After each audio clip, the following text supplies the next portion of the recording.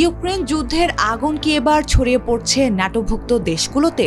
সম্প্রতি লাটভিয়ার আকাশে ঘটে যাওয়া একটি নাটকীয় ঘটনা এই আশঙ্কাকে আরো তীব্র করে তুলেছে। রাশিয়ার সীমান্ত থেকে মাত্র ৩০ কিলোমিটার দূরে লাটভিয়ার আকাশসীমায় ঢুকে পড়ে একটি ড্রোন, আর সেটিকেই তাড়া করে আকাশই ধ্বংস করে দেয় ন্যাটোর একটি ফরাসি যুদ্ধ বিমান।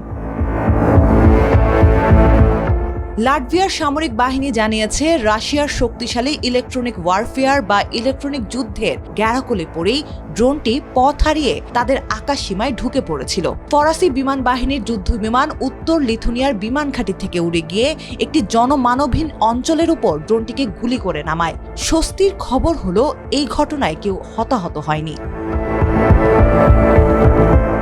কিন্তু প্রশ্ন হচ্ছে, ড্রোনটি আসলে কার ছিল, রাশিয়া নাকি ইউক্রেনের?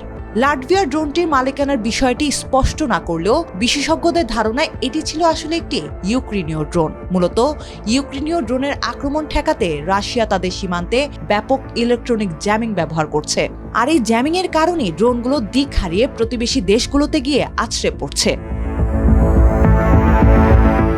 এই ঘটনার প্রভাব কিন্তু মোটেও ছোট ছিল না। ড্রোন অনুপ্রবেশের এই ধারাবাহিকতা লাটভিয়ায় এতটাই রাজনৈতিক চাপ তৈরি করেছে যে গত মাসে দেশটির তৎকালীন প্রধানমন্ত্রী ইভিকা সিলিনা পদত্যাগ করতে বাধ্য হন। তাছাড়া এটি কোনো একক ঘটনা নয়। ঠিক একই দিনে ইউক্রেন সীমান্ত পেরিয়ে মলদোভার একটি মাঠেও একটি ইউক্রেনীয় ড্রোনের ধ্বংসাবশেষ পাওয়া গেছে।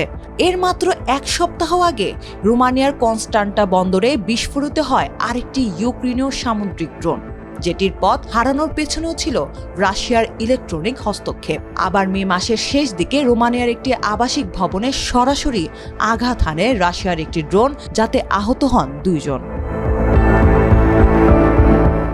ইউরোপীয় কমিশনের president Ursula von der Leyen ইতোমধ্যে সতর্ক করে বলেছেন, ইউক্রেনে রাশিয়ার যুদ্ধ এখন ইউরোপের পূর্ব সীমান্তের দেশগুলোর জন্য সরাসরি হুমকি হয়ে উঠছে। ২০০৪ সালে লাটভিয়া, লিথুনিয়া এবং এস্তোনিয়া ন্যাটোতে যোগ দেওয়ার পর থেকেই তাদের আকাশসীমা পাহারা দিচ্ছে ন্যাটোর বাল্টিক এয়ার পুলিশিং মিশন, আর এই মিশনের অধীনে ৮ জুন ড্রোনটি ভূপাতিত করা হয়।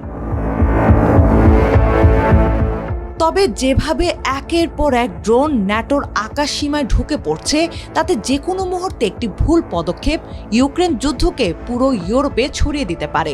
এমন আশঙ্কা এখন আর উড়িয়ে দেওয়া যাচ্ছে না।